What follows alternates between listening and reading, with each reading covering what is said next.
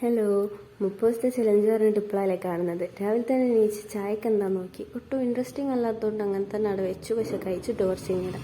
പിന്നെ ഈ തലകുത്തനെ വെച്ച വീടൊന്ന് വൃത്തിയാക്കി നമുക്ക് ഉച്ചക്കേക്കുള്ള പരിപാടി നോക്കാം. ഇന്ന് ഉമ്മല്ലാത്തൊരു ദിവസമാണ്. ഉമ്മ ചോറ് വടാക്കിയിട്ട് പോയിട്ടുണ്ട്. ബാക്കിയുള്ളതാണ് എൻ്റെ പണികൾ. ചിക്കൻ കിട്ടിയതുകൊണ്ട് അത് പൊരിക്കണം ആദ്യം. എന്നെ ഉമ്മല്ലാത്ത ദിവസമാണല്ലോ നമുക്ക് എന്തെങ്കിലും പരീക്ഷണങ്ങൾ ചെയ്യാനുള്ള ത്വര വരിക. അതുകൊണ്ട് ഇന്ന് എൻ്റെ വക ഒരു പരീക്ഷണമുണ്ട്. അതെന്താണെന്നുള്ളത് ഈ വീഡിയോയിൽ തന്നെ കാണിച്ചു തരുന്നുണ്ട്. ആദ്യം മസാല ഇട്ട് ചിക്കൻ പൊരിക്കാൻ വെക്കുന്നുണ്ട്. അങ്ങനെ ഇതൊക്കെ എടുത്തിട്ട് മസാല തേച്ച് ഫ്രിഡ്ജിൽ കയറ്റിയിട്ടുണ്ട്. പിന്നെ അടുത്ത പാത്രങ്ങൾ അപ്പം തന്നെ കഴുകി വെക്കണം. എനിക്കൊരു താല്പര്യമുള്ള കേസാണ്. പിന്നെ നമുക്ക് നമ്മളെ പരീക്ഷണത്തിന് ആവശ്യമായിട്ടുള്ള ഉള്ളി, തക്കാളി, പിന്നെ പേരറിയാത്ത കുറേ മസാലകൾ.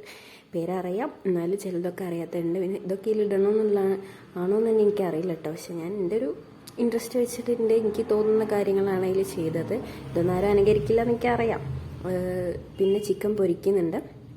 ചിക്കൻ പൊരിച്ച് എടുത്ത് വെച്ചിട്ട് പിന്നെയാണ് നമ്മൾ ഉള്ളി എണ്ണയിൽ കിണറ്റ് വാട്ടിയിട്ട് അതിൽ ഉള്ളി തക്കാളി ഇട്ട് വാട്ടിയിട്ട് മസാലകളൊക്കെ ഇടുന്നുണ്ട്.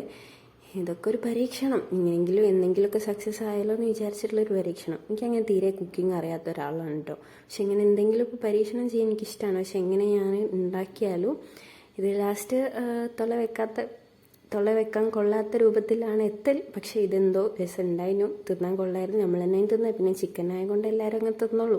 ഒരു വിശ്വാസത്തിലാണ് ഈ പൊടികളൊക്കെ വാരിയിടുന്നത്.